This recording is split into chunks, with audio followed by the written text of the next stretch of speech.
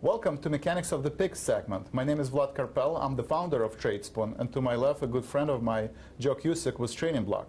It's now time to take a look at some of the picks from the recent 2 weeks.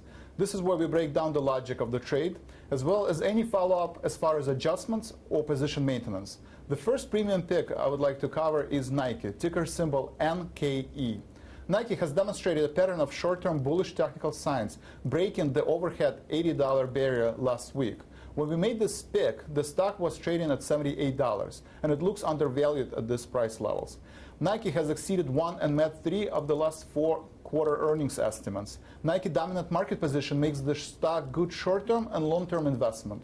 Our overall score for Nike is 7.5, with the stock now settled over overhead resistance. Joe, any thoughts on the trade in Nike? Yeah, it's going to be very, very interesting to see how Nike performs, especially with the back-to-school purchases now coming to light and all the consumer discretionary and retail numbers out this week.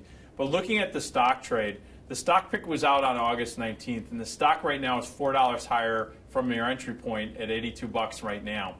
This is half the price target objective that was suggested by Tradespoon. At this stage, with IV, implied volatility popping from 16 to 22, and a one huge day move last week towards the end of the week to $82, I would at the bare minimum look to potentially selling an OC call, maybe at the 85 strike level, on at least half the position right now, or take the whole position off. The long $75 calls in October's were bought for $4.55. It's trading close to over $7. Take the profit. You're really looking at a great opportunity there. Now, the spread trader, the October $75, $77.5 call spread, that's a bull call spread. You're going to have to wait a little bit longer, in other words, into October, to grab that full 85 cents. But, you know, as I've always said in the past, pigs get slaughtered, Vlad. And the trading gods might have been giving you one right now. So taking this spread off for around $2 to $2.10, it might be worth it to do that today. Yes, and last week I had a great webinar, Selling to the Strength, and this is a perfect example. If you see a stock making this 3 to 5% move in a week, this is the time to sell into the strength, because there will be some reversion to the mean in the next future. So thanks, Joe, for this great insight. And as always, if we do take any of these trades off before the target is reached, we will notify you via our daily email. So please take a look on our daily email for our webinars and also any positions or adjustments that we make. Now let's turn our attention to elite trades. Let's take a look at the Molsen Coors, ticker symbol TAP. TAP has demonstrated a pattern of neutral to positively technical sign, and it looks correctly valued at these price levels. TAP has exceeded 2 and met 2 of the last 4 quarter earnings estimates. TAP pierced through the previous all-time high of $58 earlier this year and resistance at around $75. Shows that investors are willing to take the price higher. Moreover, the stock has shown good fundamental results. Our overall score for TAP is 8 on a scale of 10.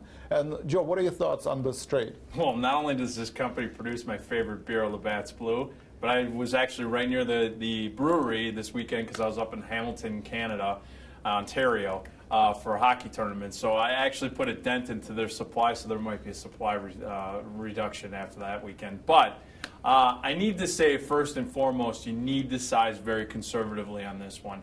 You know I get emotional about this. It's one of my favorites, right? I love the brand. But I would say no more than 1.5% of your total portfolio capital should be used on any one of the 3 picks. It does have a solid score of 8, but again, I think the move has just been remarkable, and it's getting a little dicey here. It's been in that 70 to 75 range. If you see that there's a push towards 75 and a breakthrough there, I would lock in profits, especially if you're the stock trade or you're in the long call option trade.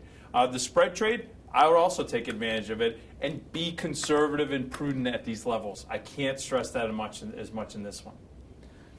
Joe, thanks a lot for this great insight. And remember, read our daily email. We show all of our positions and adjustments, and we show any of the new trades. We also talk about our upcoming webinars, which is a great way to learn about trading and get exposure to Joe and myself and other professional traders that have over 25 years of experience.